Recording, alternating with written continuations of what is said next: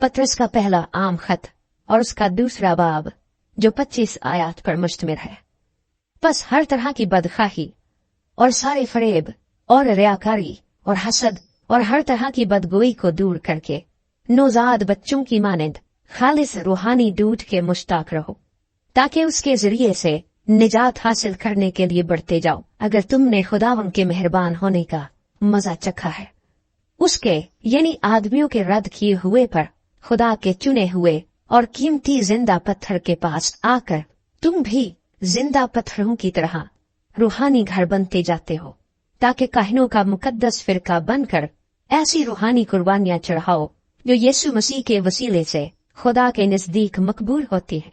चुनाचे किताबे मुकद्दस में आया है कि देखो, मैं सयून में कोने के सिरे का चुना हुआ और कीमती पत्थर रखता हूँ, जो उस पर ईमान लाएगा हरगिज शर्मिंदा न होगा।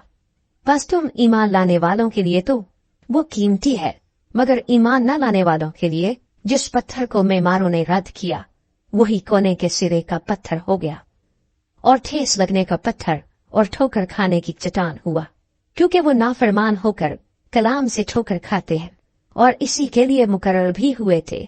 लेकिन तुम एक बरगुज़ीदा नस्ल, शाही काहिनों का फिरका, मुकद्दस कौम और ऐसी उम्मत हो जो खुदा की खास मिल्कियत है, ताकि उसकी खूबियां जाहिर करो, जिसने तुम्हें तारीकी से अपनी अजीब रोशनी में बुलाया है।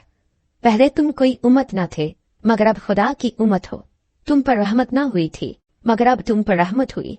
ऐ प्यारो, मैं तुम्हारी मिन्नत करता हूँ कि तुम अपने आप को परदेसी और मुसाफिर जानकर उन जिस्मानी ख्वाहिशों से परहेज करो जो रूह से लड़ाई रखती है, और गैर कौमों में अपना चाल चलन नेक रखो, ताकि जिन बातों में वो तुम्हें बदकार जानकर तुम्हारी बदगोई करते हैं, तुम्हारे नेक कामों को देखकर उन्हीं के सबब से मुलाहिजा के दिन खुदा की तमजीद करें।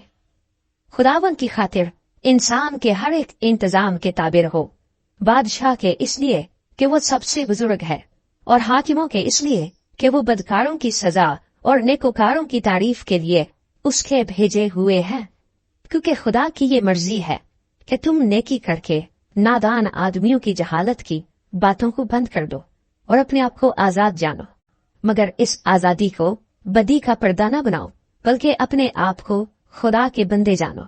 सबकी इज्जत करो, बरादरी से मोहब्बत रखो, खुदा से डरो, बादशाह की इज्जत करो। ऐ नौकरो, बड़े खौफ से अपने मालिकों के ताबे रहो, न सिर्फ नेकों और हरीमों ही के, बल्कि बदमिजाजों के भी। क्योंकि अगर कोई खुदा के ख्याल से बेइंसाफी के बाइस दुख उठाकर तकलीफों की बर्दाश्त करे तो ये पसंदीदा है, इसलिए कि अगर तुमने गुनाह करके मुक्के खाए और सब्र किया तो कौन सा फख्र है। हाँ, अगर नेकी करके दुख पाते और सब्र करते हो तो ये खुदा के नजदीक पसंदीदा है।